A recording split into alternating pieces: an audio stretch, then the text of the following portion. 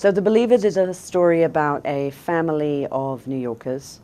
They're Jewish, they're old lefties, they're atheists, and it's about the things that occur to them over a period of about 8 months in 2002, and the way in which they are each in their own ways challenged to revise and reconsider some of their most dearly held convictions.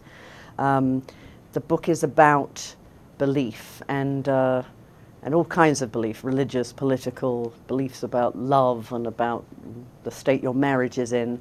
And I guess it also has aspirations to be funny. I think I started off with the idea that I wanted to write about a family, and because I tend to a slightly dystopian vision of things, it was necessarily going to be a kind of fractured, difficult, unhappy family. And then in the course of writing, as is often the case, I think, in novel writing, certain characters took over. So it is a family of 2 men and 3 women, but in the end it's really 3 women who dominate. With each new book I write, I have some slightly Protestant work ethic thing about, acquiring new skills and trying something different. Third person for me is much tougher. First person comes with its own very specific discipline. You find one consciousness through which everything has to be refracted. But once you're there, those are the tram lines and you follow them.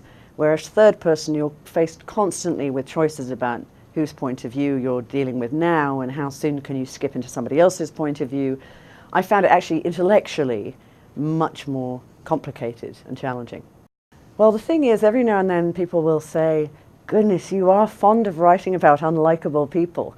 And well, in the old days, I used to get terrifically, affronted and say, you didn't like them?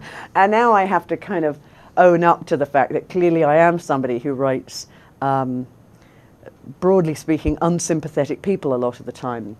I suppose what I think is that the point of fiction is not to write about people you might necessarily like in real life, people you might want to be friends with, but almost on the contrary, to write about the full range of humanity and to muster some sympathetic, some moral, imaginative fellow feeling for them.